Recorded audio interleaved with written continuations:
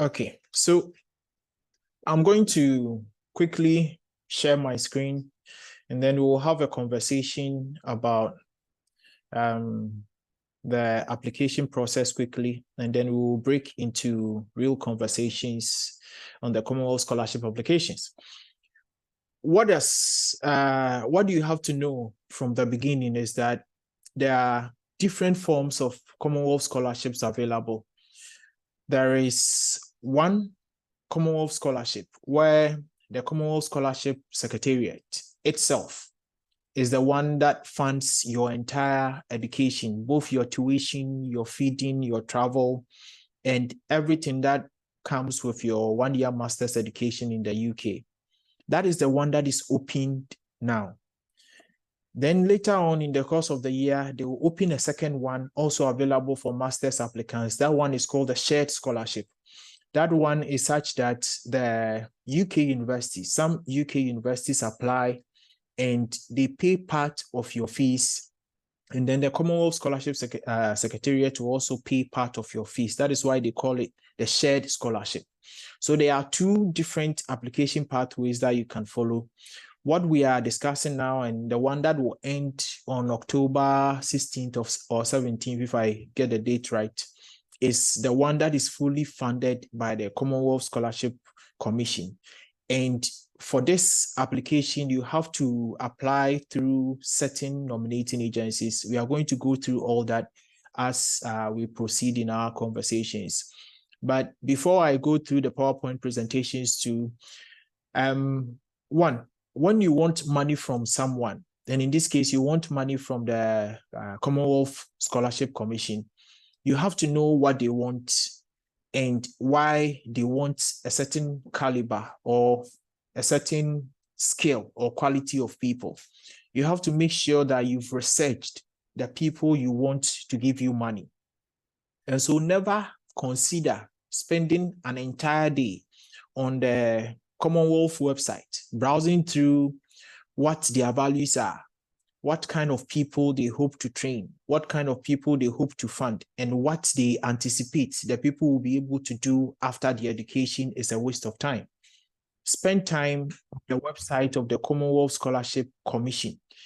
Go to their website, browse around, look at the things that they indicate are important to them so that you can adapt and modify your own expertise and knowledge and your education to suit what they want. As we go ahead in our discussions, we will explain it further, but this is one fundamental problem with a lot of applicants to funding agencies. A lot of applicants try and start the application process with their own idea of who they are and what they want.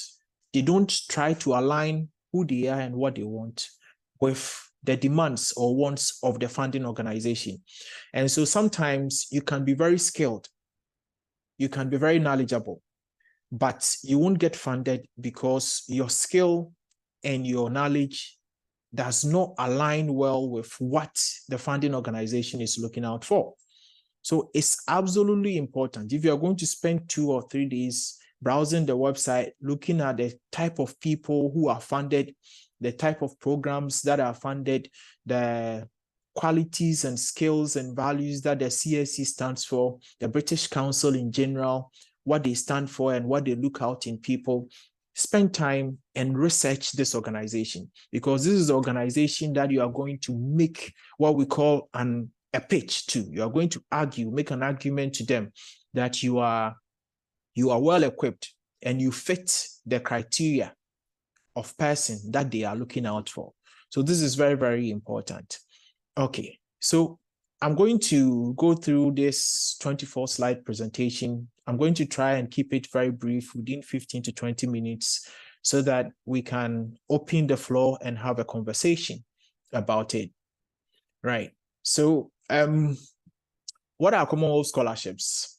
They are scholarships that are funded by the Foreign Commonwealth and Development Office, and they provide UK government scholarship to students from Commonwealth countries across the globe. Now, when you are reading these documents, there are some things that I want you to pay attention to. So when you look at the slide that is showing, I indicate here that their aim is to support the,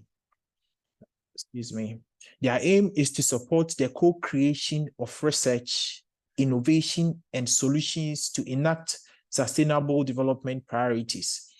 When you read this statement from their website, take your time and reflect. How does the program you're planning to apply for, how does the research you are hoping to do for your master's, how do they fit within this innovative theme that they are mentioning? They want to support innovation and solutions that are linked to sustainable development. So you always have to reflect on your own application. These statements that they put on their website, they are not there for nothing. They are there for a specific reason. So I just wanted to highlight this particular statement so that each time you go to these websites and you are reading about what they do and what they fund, you pay attention to these key statements and you make sure that you align your own application and your own write-up to suit these statements that they are making. As I indicated when I began, I myself am a Commonwealth scholar. I received the shared scholarship in 2010, and I did MA social work from the University of Durham in the UK. I came back home in 2011. Since then, I've done my PhD, and I am now teaching here at KNUST. Okay. Now, when you win a Commonwealth scholarship, it is wonderful. You get money to travel from your country to your destination. You get money that is given you simply to allow you to settle into the new environment, because they understand that you've come into a new environment, you may need new clothes, etc., etc. So I remember I received what they called settling in allowance, which I used to buy new winter clothing, etc., etc. They give you money every month as a stipend to take care of your own self, covering your accommodation, your feeding, your electricity, everything, all costs are covered. And then when you're about to do your thesis, they also give you money to support you in doing your thesis. And then when you are done, they bring you back home safely. So it is an entire package. It's one of the best scholarships available that you can hope to win. And I always encourage people that if you are looking for scholarships, the Commonwealth Scholarship should be one of the most important ones that you target. Put all your resources in there, because when you win it, you are winning a holistic package that will allow you to just go, sit and focus and study. So I remember I left Kumasi to Accra on a bus. And then when I got to Accra, I took the flight to Newcastle International Airport. When I got to Newcastle International Airport, there was a person waiting for me with a taxi that drove me straight to Durham University and to my accommodation. And then the Monday when I reported to school, I received an email that I'm supposed to report to the scholarship office. When I got there, they informed me that they were supposed to pay for me to fly out of Kumasi, which is Ghana's second city, to Accra. And then I told them that, well, I didn't fly. I took a bus, so it's okay. Then they said, well, they've already allocated funds. So they gave me extra money for the flight that I didn't take. So this is how comprehensive this scholarship package is. So sometimes when people have to travel with family, as this third bullet highlights, they also make accommodations for that. So it is possible for them to make accommodations for you to go with your family, and allowances will be adjusted accordingly. Now, what this does, in addition to giving you the opportunity to do your master's, is that it also gives you the opportunity to meet people from other countries. So on my program, I met people from Estonia, from Nigeria, from Spain, different people from different countries. And then by the time you finish your master's degree, you're not only finishing with new knowledge and new skill, but you're also finishing with a very strong network across the globe. a network of scholars who you can reach out to. And as you grow in your academic or professional career, you begin to realize how important these networks are and how enabling these networks can be for your own career development. Okay, so this is in brief what the Commonwealth scholarships are. Now, on this slide, I've also highlighted a particular statement that I want you to pay attention to. It says that the Commonwealth scholarships and fellowships are aimed at empowering future leaders across the Commonwealth to act as catalysts of sustainable development. Now, once again, like I asked you to do previously, I want you to reflect on your own self. Okay, do you have a leadership potential? What are some of the things that have happened in your life before or through your previous education that demonstrates that you have the potential to be a leader? Or what are some of the activities you've engaged in before in your academic life or in your work life? What are some of the things that you've done before that demonstrates that you can be an agent or a catalyst for change or for development? All these things must come out in your application at some point in your application, because the scholarship is interested in building a future of leaders or a future of experts who are capable of doing what? Enhancing positive change or sustainable development. So the question you have to ask yourself and the argument you have to put forth to the people reading your application should include an argument that you have the potential or the capability to be a leader, and you have the potential or the expertise or the experience to be a catalyst or a driver of positive change. These themes must be important in addition to the first point that we made. If you're writing your personal statement, if you are developing your CV, if you are developing or writing or responding to the essays that you are going to respond to on the CSC application portal, these arguments must underlie a lot of the write-ups that you make. These are very, very important. And then the CSC does not fund anything at all. For now, they are focusing on 6 key themes. And so every application you make should fall within one of these themes. The first theme is science and technology for development. The second one is on strengthening health systems and capacity. The third one is on promoting global prosperity, strengthening global peace, security, and governance, strengthening resilience and response to crisis, and then access, inclusion, and opportunity. When you visit the CSC website, you also see that these themes are clearly explained, and they provide detailed explanations of what they expect under each theme. And then you also see links to specific programs that are linked to each of these thematic areas.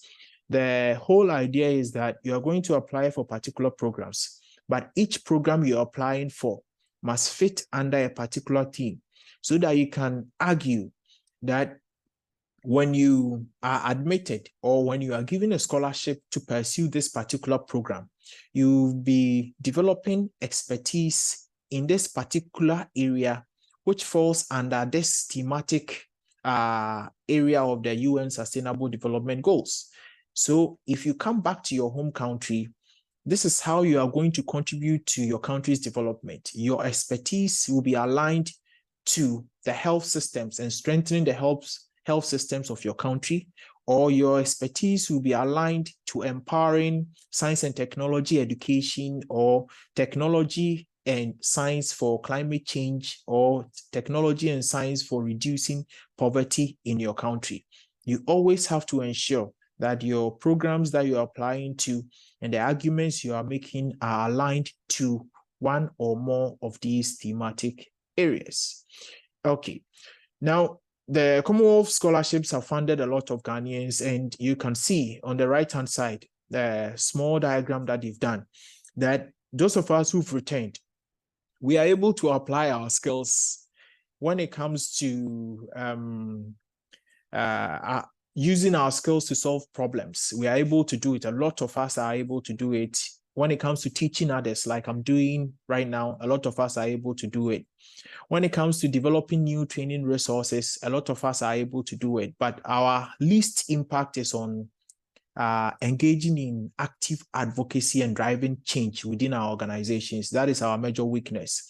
And when it comes to making real impact, we are able to make impact in our own organizations and at our own local communities. But on the international stage, you can see that we are falling short. So that could also be your ambition for when you return, that you are going to help the alumni group make a real impact, okay, to be seen and heard when it comes to advocacy or advocating for real change, not only on the local scene, but also on the global stage, etc., etc. But there are lots of Ghanaians across Ghana, Nigeria, Sierra Leone who've benefited from these scholarships, who through these scholarships are making real change in their organizations. And you just have to reach out to them and they'll provide you with any assistance that you need. All right. So those of you who just joined, we began by indicating that there are several Commonwealth scholarships available. The one that is open right now is a different one from the shared scholarships. This one is the type of scholarship where the CSC itself, working through specific or selected organizations, are offering funding for would-be applicants from across the Commonwealth countries. And so we've been having a conversation about the thematic areas and some of the things that you need to know in order to do the application. Now, what I've gone to the website this morning to check what is there. What I've realized is that they specify that one, you have to fill the CSC's online application form, and two, you have to contact your national nominating agency. And since I am a Ghanaian and I am here on behalf of the Commonwealth Scholars and Fellows Alumni Ghana. I know there may be some colleagues from Nigeria here, but in Ghana, we have 4 nominating agencies available to Ghanaians, and Ghanaians can contact them. The main nominating agency is our Scholarship Secretariat in Ghana, and you can see here that their details are provided. This afternoon, I had a conversation with the Scholarship Secretariat, and they have informed me that they are going to do an advert tomorrow. So you must check their website. They are going to float an advert tomorrow, and they are going to do their own Zoom conversation with would-be applicants about how to work through the Ghana Scholarship Secretariat as a nominating agency. Okay, so you have to remember and check their website. I will also make sure I've asked them to send me the information. Once they do their advert, they send it to me. I can also share it with you if we have a common platform so that you guys can join their meeting and see what you need to do in order to get nominated by the Ghana Scholarship Secretariat. But then we also have the Commonwealth Disabled People's Forum as a second nominating agency available to Ghanaian applicants. So if you're a Ghanaian applicant, you can either work through the Ghana Scholarship Secretariat or you can work through the Commonwealth Disabled People's Forum. Their website is provided here. Then there is a forum for African women educationalists. All these organizations, they have a presence on Twitter. They have a website. You can contact them. And then there is a Harley Access Network. These are 4 nominating agencies that you need to contact. So in addition to going to the CSC's website and starting their online application process, you have to also make an effort to contact these nominating agencies to see what processes and procedures that they have in play so that you can fill their own application form, because you need to be nominated by someone. If you go ahead and fill the CSC's application form online and you are not nominated by anyone for this particular scholarship that is open, which ends on the 18th of October, you will not be deemed qualified. So you always have to find a way to contact these organizations. Now, all of you are young scholars, so search online, visit their websites. if there is an opportunity for you to make a phone call, call people and make inquiries, or send an email, make inquiries of these nominating agencies and find out exactly what processes you can go through.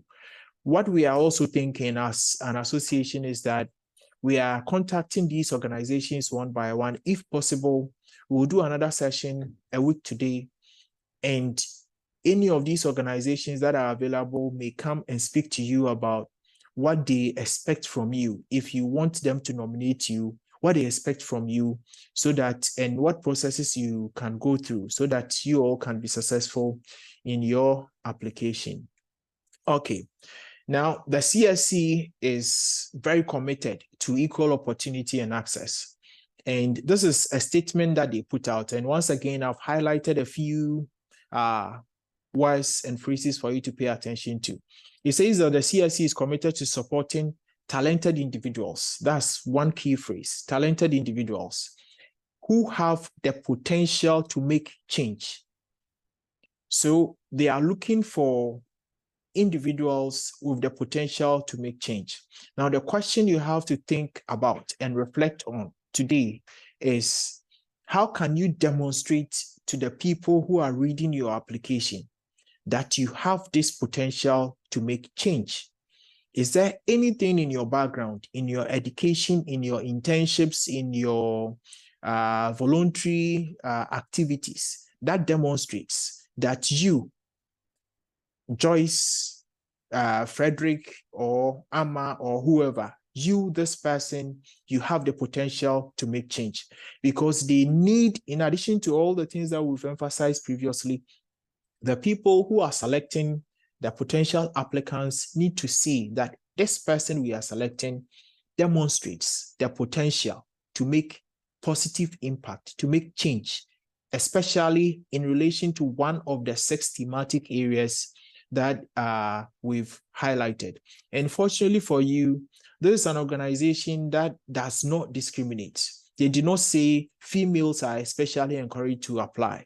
So all the guys will say, oh, this is for only females, so let me go and sleep. No, they are open to giving everyone a voice, equal opportunity, and they are not going to discriminate against you. I can confidently tell you that the CSC and the scholarship they offer is one of the most accommodating and inclusive scholarships available, because whatever your limitation or your medical condition, they will try and make provisions to accommodate these needs before you travel outside.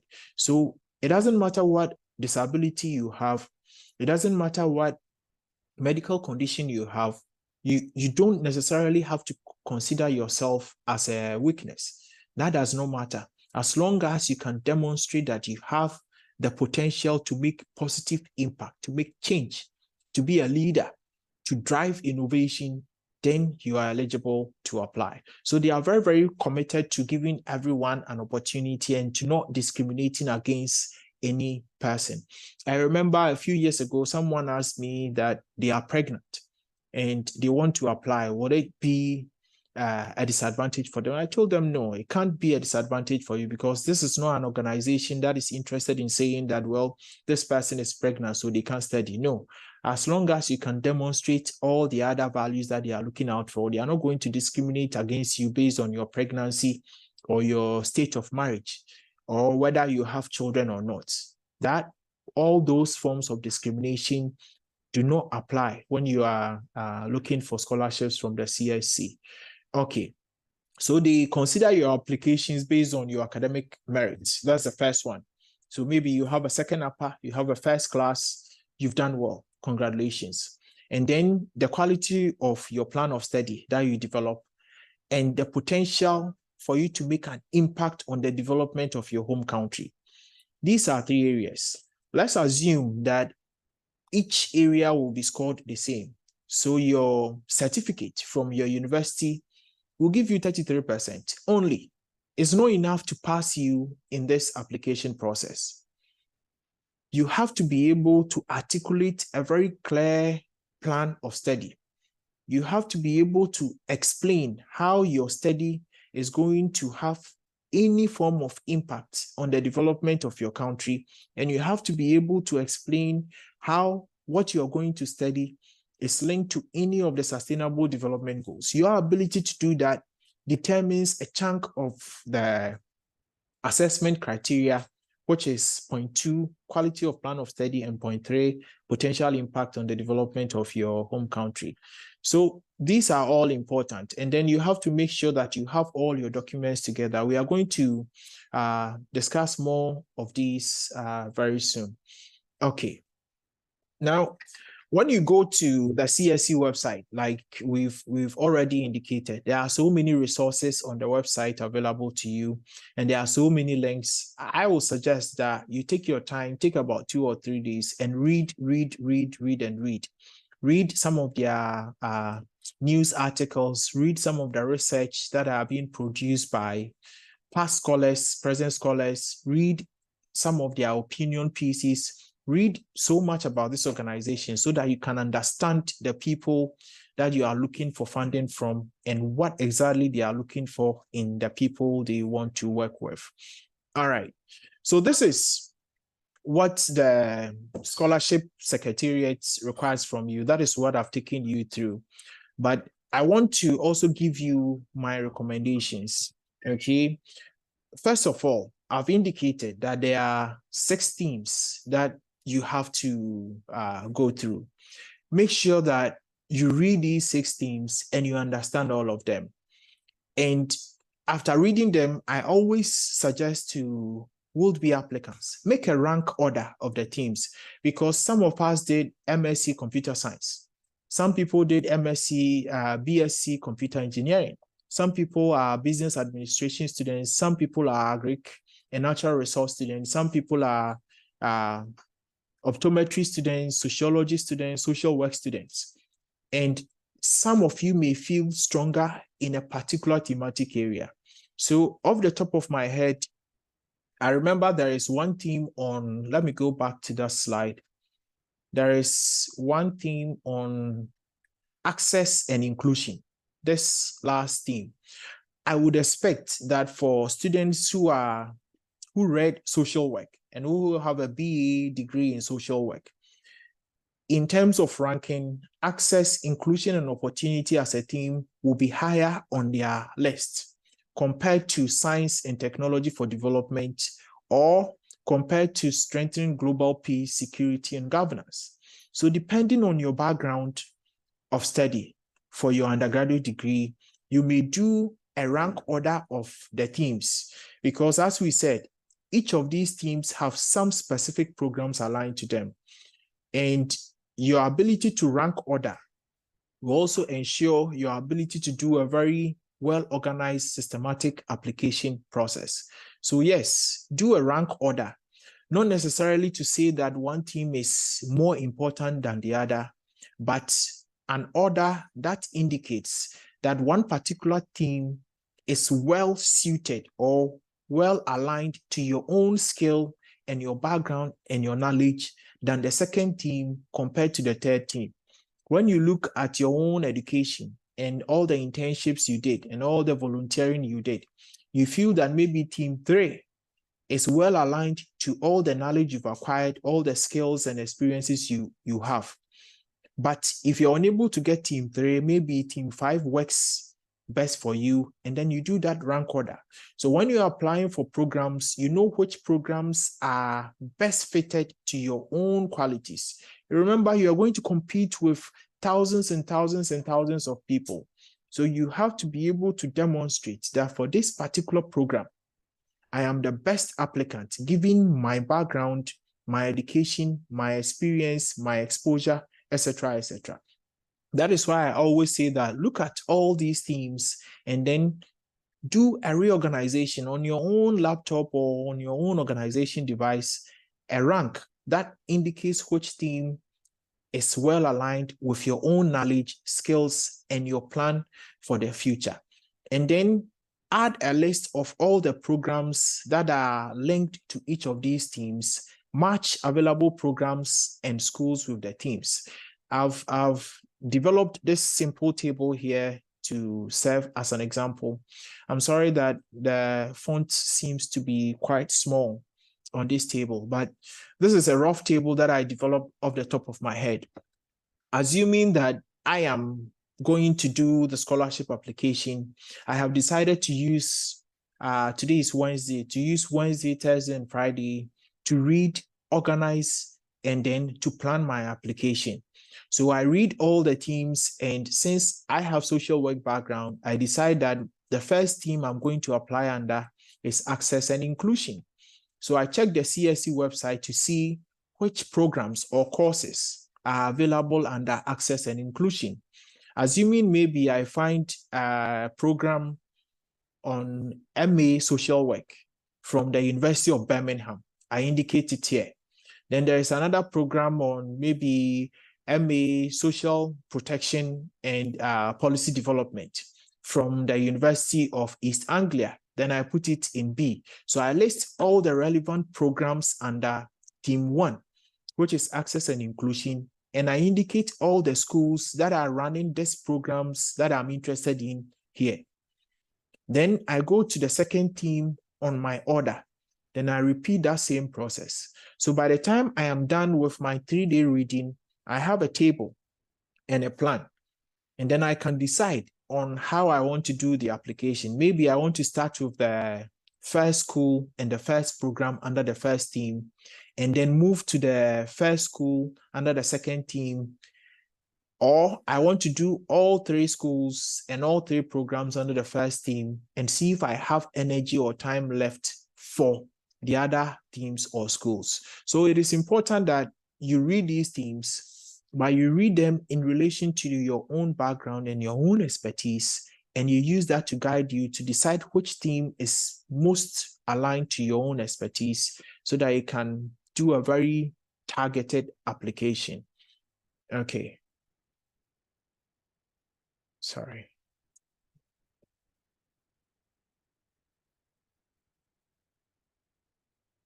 Okay, so there are some documents that you need to have. Next week, if we are able to meet, we'll take some of these one by one. Your CV, your personal statement, then you need to have your transcripts and your certificates all scanned, certified, and then have your passport picture. And then those of you who don't have a passport by now, please, you have no idea how we are all Africans, so we believe in God, how God can perform miracles. So whether you believe it or not, go and make a passport, get yourself a passport. Because when you go through all this process and they're asking for your passport, that is not the time where you are going to be scrambling all over the place looking for a passport. So make sure you have these documents. And in our subsequent sessions, we'll spend more time on what you should write when you are writing your personal statement. And then we will pay attention to the other parts of the application process. But in brief, when I meet undergraduate students, they always ask me what they can put on their CV, because some people argue that they've had only 1 3-month internship experience, etc., etc. My comeback has always been that, well, you went to school for 4 years. You went to the university for 4 years. And in the 4 years, you engage in different activities. And in engaging in these activities, you acquired some knowledge and you developed some skills and you got some experiences. So for each particular program you want to apply for, or for each thematic area, can you develop a list of maybe 2 or 3 courses you attended that you feel are very well aligned to that particular thematic area?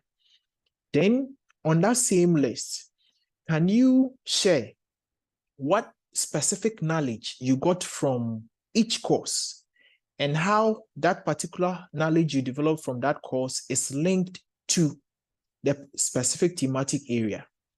And then for every class you attend or every course you attend, there is a skill that you develop. Okay, skills are more, you can demonstrate a skill. Knowledge is more inherent. Skills are more external. So for instance, maybe you attend a course on social policy development.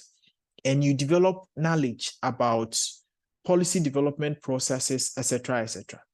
But then the skill you develop is how to write a policy brief. That is your skill. You can write a policy brief. In addition to having knowledge of policy implementation processes or the theories that underlie policy implementation, the skill you develop from that class is the skill of writing or putting together a policy brief. So you have to begin to think consciously about your education, all the courses you attended, and begin to isolate for each course you did. What specific or unique knowledge did you develop? And what unique skill did you develop? And how do these knowledge and skills align to the thematic area that you are interested in applying to? And usually everyone says, oh, I know how to do presentation. I know how to develop a PowerPoint. I know how to use MS Word and Excel. That is what all the 30,000 people who are going to do the application are going to write. So you really need to take your time and think intentionally about the time you spent in the university, all the activities you were engaged in. Did you volunteer in any student organization? Were you involved in any student leadership positions? Did you do any internship? All these activities gave you some knowledge and skills, and you can isolate these quite clearly on your CV and link them to the thematic area under which you're applying. By implication, the argument I'm making is that when you are doing an application under thematic area 1, which is science technology for development, the CV that you are going to develop may be quite different from the CV you are going to develop for Team 6, which is access and inclusion, because the knowledge and skills that you have to demonstrate for access and inclusion are quite different from the knowledge and skills that you have to demonstrate on your CV for science technology for development. So it is a very intense process. It is a process that requires that you really think through what you are doing and be intentional in what information you are putting down. Now, I'm not encouraging you to lie on your CV, but I believe that over the course of your lives, you acquire so much knowledge and so much experiences that most often we take these experiences for granted. It is only when we take our time and reflect on our lives that we begin to isolate some of these key experiences and how they are transferable to what we need. So don't just develop any CV at all.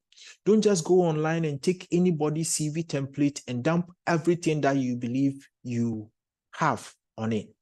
You can do that as a general CV, but adapt it for every particular application, especially paying attention to the thematic areas that you are doing your application under. So that is another recommendation that I have for you. Now, as if we have time next week to go through the application process proper, you will see that you need to write a personal statement.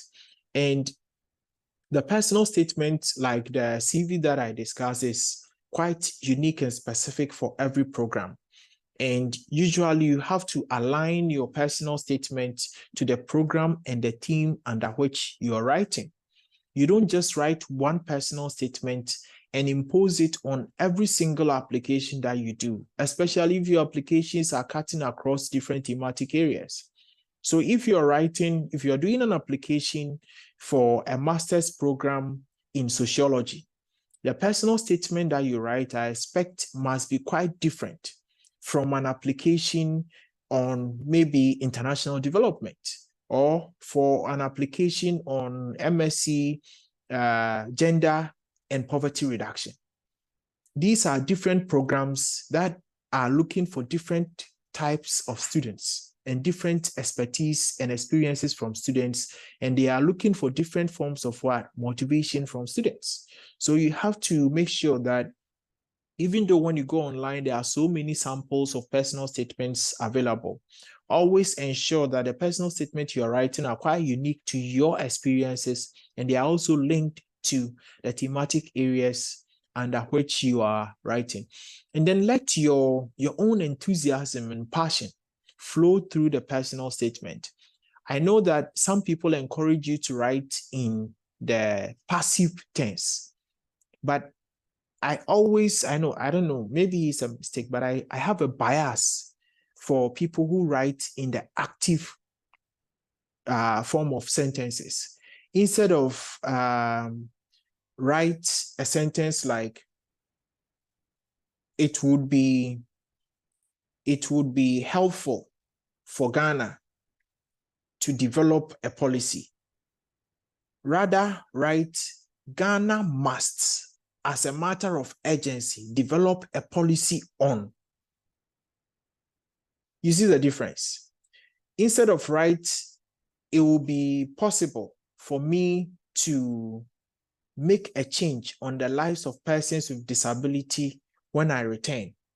I would rather have you write, my aim or my vision or my passion is to develop policies or work with stakeholders to implement programs that will have direct implications on the well-being of persons living with disabilities in my country.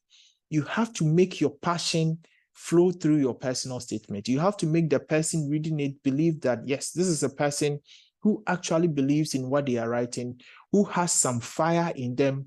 And if we are able to give them this scholarship and they do this program, they will be better equipped to be able to implement this vision that they have of themselves in helping their own countries. And then the recommendation letter. Listen, I'm an academic. I'm also a lecturer, and you get people sending you recommendation requests every day. But the best thing is for you to write a recommendation letter for only those students you had close relationship with.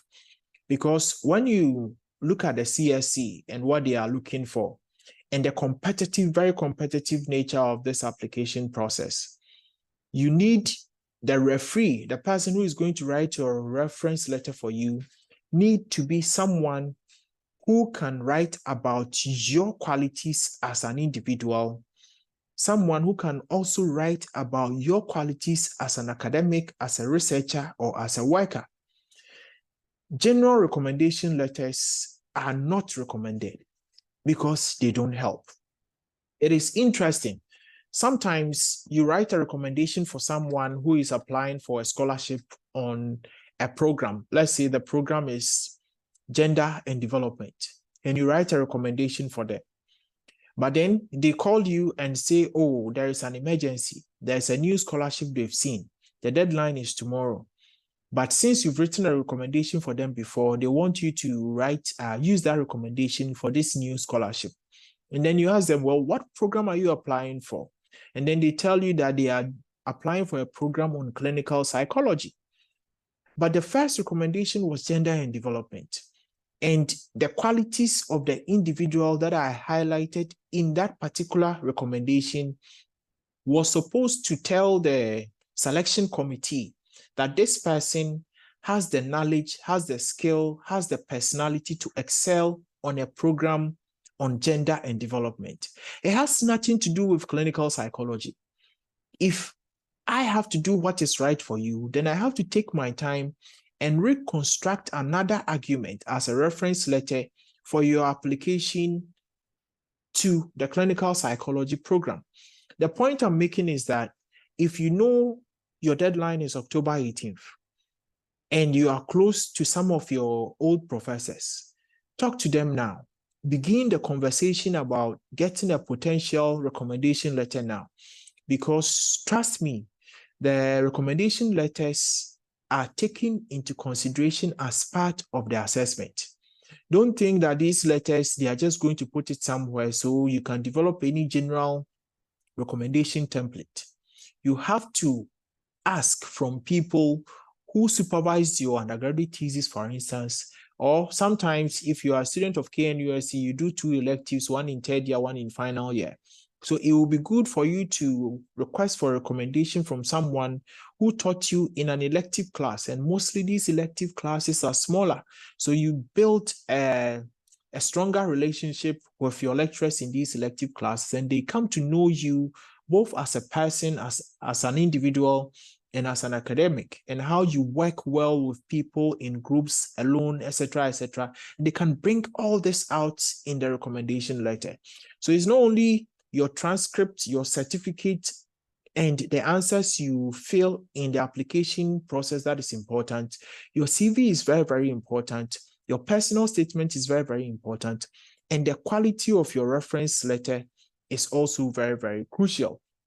Okay, so I give some general guidelines that the letter that you write, the reference letter that your referee writes for you, must inform the selection committee of your own attitude and behavior.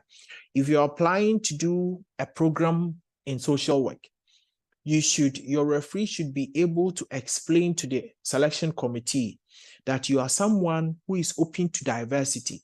You are someone who is tolerant, because these are some of the values that the social work profession loves and cherishes. So these values and attitudes must come out in your recommendation letter. And the same thing applies to people applying for different programs.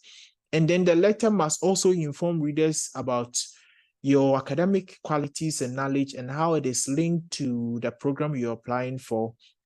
And then if you've had any relevant work experience. So if you're living in a different city and your referee is living in a different city, and the two of you have not had any contact for 2 or 3 years, and then you send them an email or you call them out of the blue, I want a recommendation letter, they are going to put something together for you, but it's not going to be very strong. It's not going to be a special letter that is going to make the difference. And when I get to this point, I always emphasize this because my own experience and what my supervisor at Durham University told me was that at some point in my selection process, they had to consider my own recommendation letter with the recommendation letter of another applicant. Both of us had almost equal qualities, skills. Our personal statements were equally strong. Our certificates, everything were equally strong. But what gave me the extra advantage was the strength of the recommendation letter that was provided me. So please, you will see that when you visit the CSE website, it will ask you to indicate referees who are going to be contacted to provide a recommendation for you. Make sure that you are having backstage conversation with these referees. Make sure you are giving them enough time, and make sure they are people who can comment on your personality, your knowledge, your attitude, your experience, and how it is linked to, or how it allows you to be a specific or a special candidate or best suited candidate for that particular scholarship and program compared to all other programs. All right. When you are filling the CSE forms, there are 6 essays that you are going to write. There are 4 main essays, but you can break them down into 6 different components. And these are the things that I want us to focus on in our next meeting and have a conversation about. So I am hoping that those scholars who just won the award this year, we have some of them on our Commonwealth platform, and we are hoping that we can get some of them on board to come and tell us how they wrote each of these sections of the essays, because these essays are very, very important. And like I've been saying throughout, if we are able to, a week today, we'll convene here again, and then the scholars, if they are available, can walk us through how they went about responding to each of the sections of the essays that you are required to produce on your scholarship application process. All right.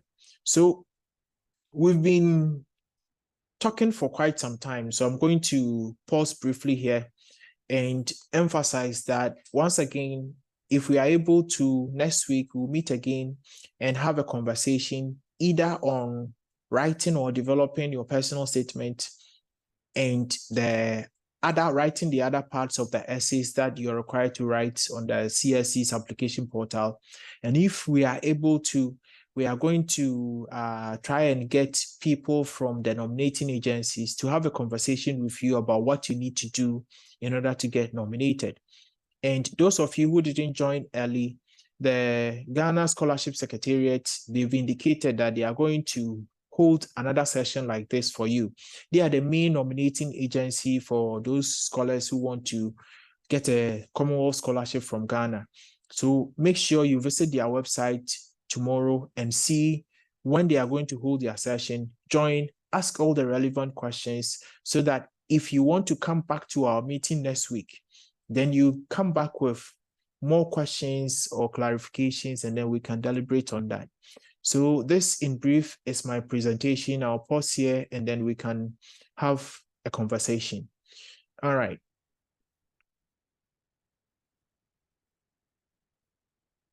We have people advertising processing of passports here. Okay, so if you have a question, you show by raising your hand and then I can invite you to ask your question or seek your clarification. Dauda wants to know if he can send his drafted SOP through WhatsApp for corrections. Well, I will have to ask the broader alumni page to see if people will be willing to read through these SOPs for guidance. For now, the best I can promise is that we can meet together again and then I can have a conversation with you, or other scholars who are available can have a conversation with you about how to really structure your SOP very well. It will be very difficult for me to go through individual SOPs and give individual guidance, given the workload that I have to work with from my office on my day-to-day job. Yeah, so Dauda, that is what we are going to try to do.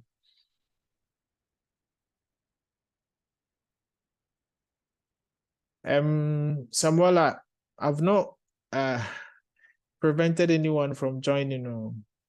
I've not prevented anyone from joining. Anyone who comes into the room, they are admitted. So, and those who want to know if it is possible to come back to Ghana, it is compulsory to come back to Ghana. One of the main aim of the CSC, you will see, is that they want to contribute to the development of Commonwealth countries. So they want you to go develop your knowledge and skills and expertise and come back and use it to help your own country. So yes, they always want you to come back. But there are exceptions. There are people who went and studied and had other opportunities. You always write to the CSC and make an argument. So for instance, last year I was explaining to some people that it is possible for you to go and do a program in, let's say, remote sensing or something related to robotics. And when you are done with your master's, maybe you get an opportunity to do an internship with a very high technology organization in the UK for 6 months or so. It is possible for you to write to the CSC and explain to them that this experience that you are getting will be crucial to your ability to help your country, because there is we don't have a similar organization here to give you that transferable experience when you come back home. So you are requesting for an extended stay, and you just have to ask. They are open-minded when there is a merit to that. Maybe you want to study some form of biomedical engineering and you've studied about some robots that are used to do surgery in the hospital. But we don't have these robots in our country. So you find a hospital in London that is willing to take you on internship for 1 year so that you get to work with that particular equipment for a longer time and develop a better skill. I'm sure that when you make this argument to the CSC, they will consider it on a case-by-case basis. But if you go and you run away, you're going to limit the opportunity of your brothers and sisters who would also want to get similar opportunities in the future. Yeah. So that's why some of us went and we came back. And it's because we came back. And fortunately for us, our current Vice Chancellor, Professor Rita Kusiadeksen, is also a scholar. She came back and she's doing well.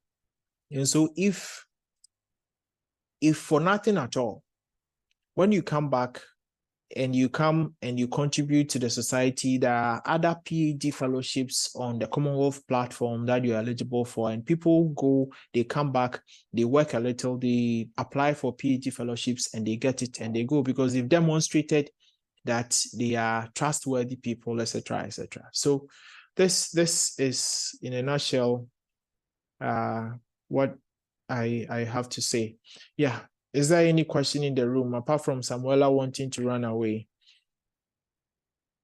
Is there any question in the room? Is there anyone? Do we have any of the Commonwealth scholars on the call?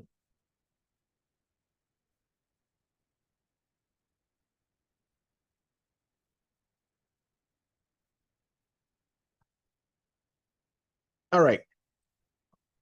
So I guess my next question is, if we are to meet again next week, because the application process is quite fast.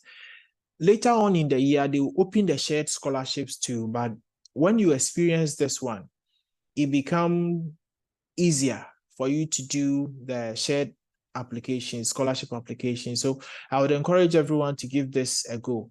And because the deadline is coming very soon, if it is possible, we can meet again for another 1 hour next week, and then we can take the essays one by one, or we can decide to focus only on the personal statement.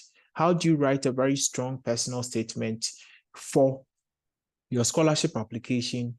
Or how do you answer the key essay questions that the CSE will ask you to answer? I can always, depending on what your response is and what you want us to do next week, I can always send it to the broader alumni page and receive feedback from people.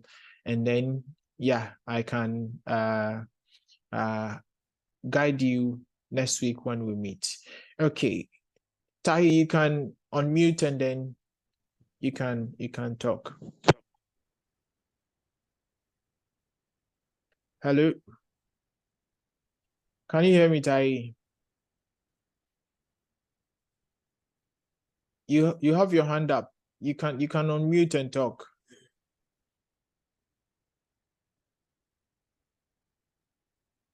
Yes. Okay, Godfrey. Yes, Tahi.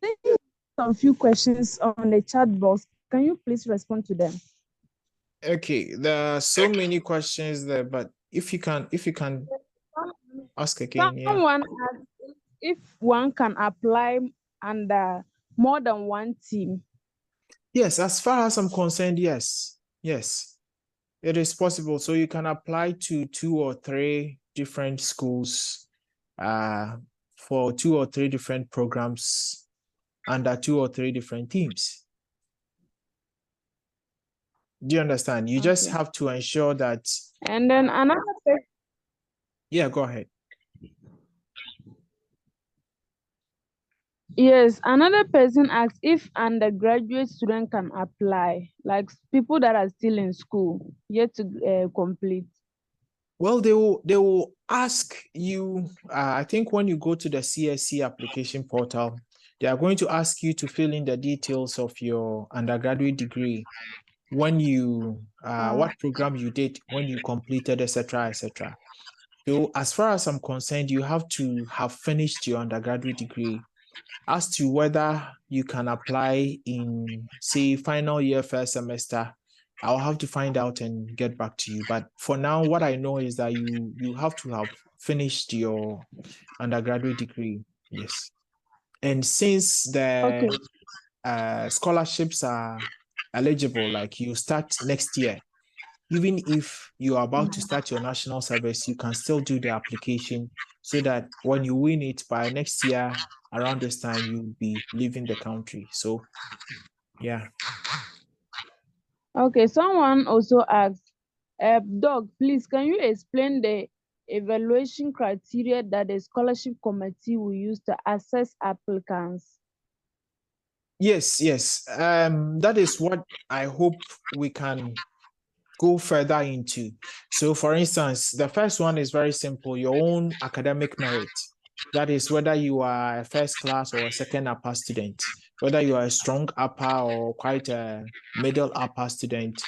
And then the second one will be your ability to articulate a clear study plan and your ability to demonstrate that what you're going to do is linked to the development of your country. Now, the 2 and 3 will come out more in your personal statement, in the essays that you are going to write for the CSC application, and in in your in in your school application in general. So that is what I want us to focus on when we meet next week or another time, so that we can try and maximize our ability to get the best score for these areas as well. Because for your certificate, it's already done. You know what you got. So Okay. Another person asked, Doc, please, can one who just completed get their transcript, or would they have to wait for the results to come first? I think this so one have to be directed to the department though.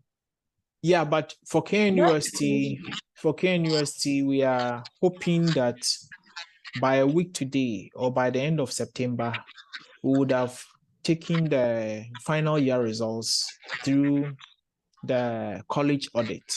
And I think once Okay. it goes through that stage, you can apply for your official transcript so that you can Okay. use it for the application process. I'm sure by the time the 18th of October comes around, your transcripts will be ready. Okay, and then you Okay. can get some to do the application process. Yeah. Okay, so the scholarships we were talking about, you made mention of two types. The other one is shared scholarship. That one Yes. is yet to be announced, and the Yes. other one will be announced tomorrow. When we checked the website, the shared scholarship is not open yet. So Okay. what I am talking about tomorrow is the Ghana Scholarship Secretariat. For this particular one that is open, okay, you have to get an agency to nominate you. And one of the nominating Okay. agencies is the Ghana Scholarship Secretariat. So they are saying that Okay. they are going to do a workshop tomorrow. No, they are going to Okay. announce a day for a workshop tomorrow to educate people Okay. on what you need to put in your application so that they can nominate you for the scholarship. But in Okay. addition to the Ghana Scholarship Secretariat, there are other non-governmental organizations that nominate Ghanaians. And I think we Okay. shared that information on the previous slide. Yeah. Okay. Please, do one need a GRE exams before this application? Well, some of the UK schools insist that you present an IELTS, English language test, but Okay. these are also negotiated on a case by case basis because Okay. I know there are so many people from Nigeria and Ghana and Sierra Leone who write to the schools and argue, okay, that because of their education and the fact that the education from basic level through to the university was conducted in the English language, they should be exempted from this English language requirement. And some people also take a proficiency letter from our university. So these are all Uh, negotiable. But if you are able to write the IELTS, for UK, their focus is on the IELTS. If you're able to write the IELTS, then yes, it's an added advantage for you. Why not? So all Tahi, right. thank you Thank for you. being a rapporteur for all the questions in the chat box. Thank you for being a rapporteur for all the questions in the chat box. Godfred, you're asking if there will be opportunities for one-on-one or personalized guidance. There are 48 people on this call. There are 47 or 48 people on this call. If I should say yes, I'll be able to do personalized guidance, I'll be lying to you because I mean the best I can do is to do a weekly meeting with you on this call and to give you the best guidance I can. But I can't combine personalized guidance with my work schedule. Is almost impossible for me to do that. But yeah, I can always ask the broader alumni group to see if people will be interested in mentoring those who are doing the applications. Those who just won their scholarships too, they are now preparing to leave. A lot of things are moving very fast for them. Some of them have arrived in the UK. They are trying to settle in. It will be very difficult for them to mentor you because they are also trying to find their way around a new program, a new city, a new country, a new culture, and all of that. So Godfred, I'm sorry, I can't promise to do any personal personal guidance for you, but we will see what we can do going forward. Yeah. You're welcome. So if we are to do another 45-minute session next week, what should it focus on? Should it be on the personal statement or should it be on the essays? You can type your answer in the chat box. I just want to see quickly. Should it be on the essays? There are 4 key questions that they ask. No, we can't do both in one session.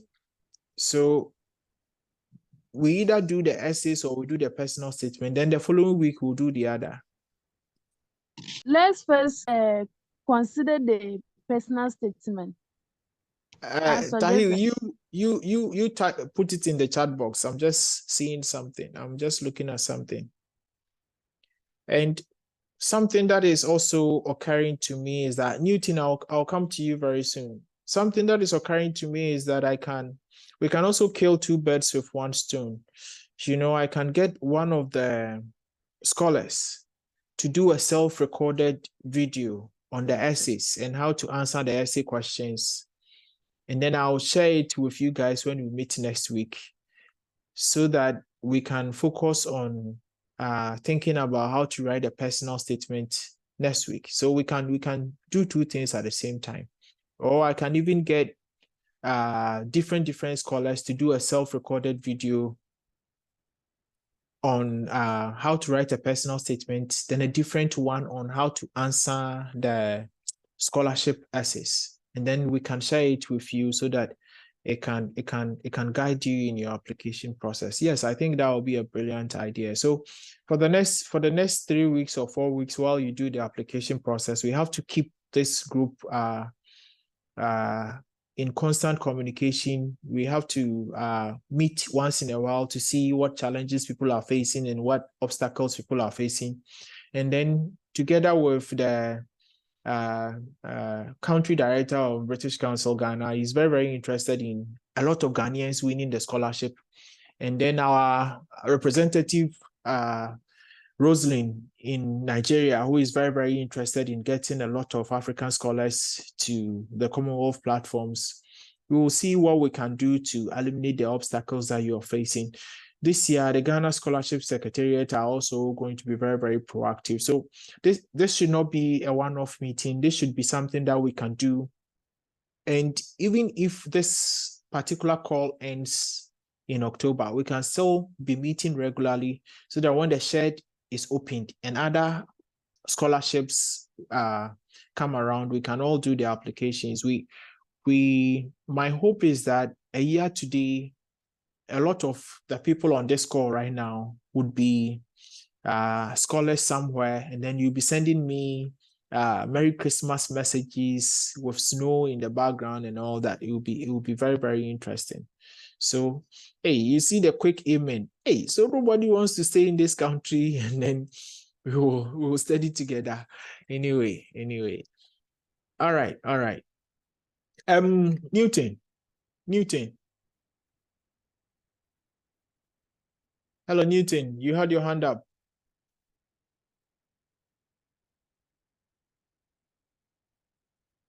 Or is it okay now?